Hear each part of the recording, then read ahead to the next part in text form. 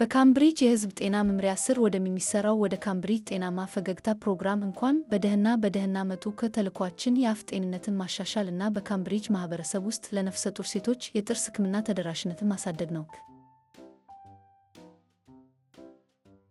ሰላም ሻረን፣ ስላየሁሽ ደስ ብሎኛል። እንዴት ሰንብተሻል? ደህና ነኝ። የመጣሁት የተቦረቦረውን የጥርሴን ክፍተቴን ለመታከም ነው።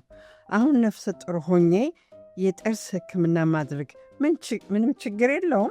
ግሩም ጥያቄ ነው። በእርግዝና ወቅት መደበኛ የጥርስ ማጽዳትንና ኤክስሬይ ማድረግን መከታተል ምንም ጉዳት የማያስከትል ተግባር መሆኑን ጥናቶች አረጋግጠዋል። አስፈላጊ ከሆነም አንድ አካባቢ ላይ የሚሰጥ ማደንዘዣም እንዲሁ ጉዳት አያስከትልም። ጥርስ ማስነቀልን፣ የጥርስ ስራስርን ማከምንና የጥርስ ጥገና ማድረግን ወይም የጥርስ ሙሌትን የመሳሰሉ ድንገተኛ የጥርስ ሕክምናዎችን በእርግዝና ወቅት ቢደረጉ ፈጽሞ ጉዳት የላቸውም። ነገር ግን ከተቻለ በመጀመሪያዎቹ የ3 የእርግዝና ወራት ውስጥ ከከባድ የጥርስ ሕክምና ስራዎች መቆጠብ ጥሩ ነው። አስፈላጊ የሆኑትን ሕክምናዎችን እስከ እርግዝናሽ በኋላ ድረስ እንዲዘገዩ ካደረግሻቸው የበለጠ ውስብስብ ችግሮች ሊያጋጥሙሽ ይችላሉ። ይህንንም ለመፍታት በጣም ከባድ ሊሆን ይችላል። አመሰግናለሁ። እፎይታ ተሰምቶኛል። ግን በእርግዝና በአፌ ጤንነት ላይ እንዴት ጉዳት እንደሚያስከትል ሳነብ ነበር። እናም ትንሽ እንድጨነቅ አድርጎኛል። በዚህ ጉዳይ ላይ ንቁ መሆንሽ በጣም ጥሩ ነው። በእርግዝና ወቅት የሆርሞን ለውጦች ለድድ በሽታ፣ ለጥርስ መቦርቦርና ለሌሎች የጥርስ ጉዳቶች የአደጋ ተጋላጭነትን ይጨምራሉ። ደካማ የአፍ ጤንነት ለጽንሱ ከመወለጃው ወቅት አስቀድሞ መወለድና ዝቅተኛ የወሊድ ወቅት ክብደትን ከሚያስከትሉ ችግሮች ጋር የተያያዘ ነው። ግን አትጨነቂ።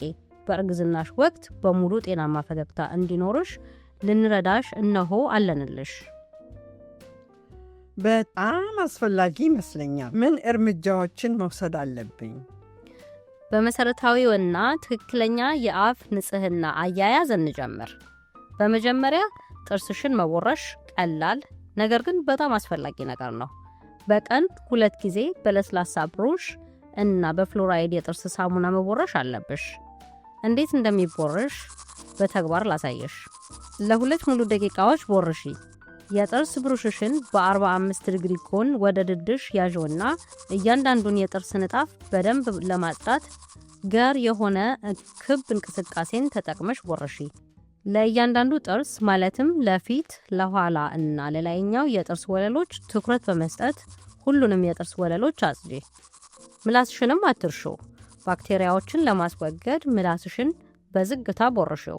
እናም ትንፋሽሽን በጥሩ ሽታ አድሽው። ይህንንስ ማድረግ የሚቻል ይመስለኛል። ነገር ግን አንዳንድ ጊዜ የጠዋት ህመም ጥርሴን መቦረሽ በእውነቱ ከባድ ያደርግብኛል። ይገባኛል። ጥርስ መቦረሽን የጠዋት ህመም ከባድ ካደረገብሽ ምን ማድረግ እንደምትችይ እነሆ። አነስ ያለ የጥርስ ብሩሽ ተጠቀሚ።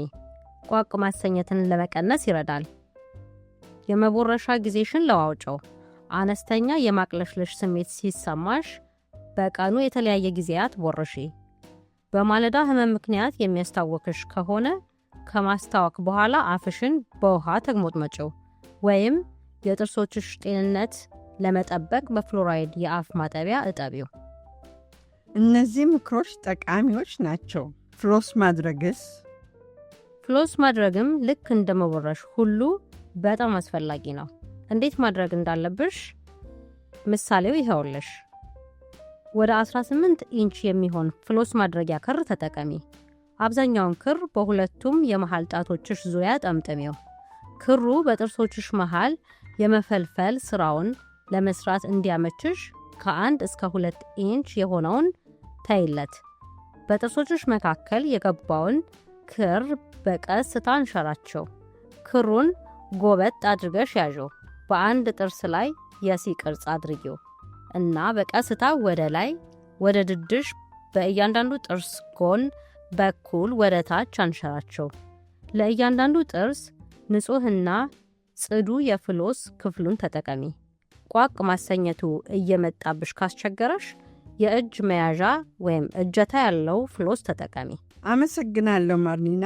በእርግጠኝነት እነዚህን ምክሮች ለመከተል እሞክራለሁ። አሁን ተረድቻለሁ። በእርግዝናዬ ወቅት ቢሆንም የጥርስ ሐኪሜን አዘውትሬ ማየት አለብኝ። በትክክል መደበኛ የጥርስ ሕክምና መጎብኘት በእርግዝና ወቅት ምንም ችግር የማያስከትል ሲሆን ይህን ማድረግ የአፍ ጤንነትሽን ለመጠበቅ አስፈላጊ ነው። የጥርስ ሐኪምሽ እና የጥርስ ንጽህና ባለሙያሽ ማንኛውንም ችግር አስቀድሞ ሊያውቁ ስለሚችሉ የጥርስሽን እና የድድሽን ጤና ለማረጋገጥ ይረዱሻል።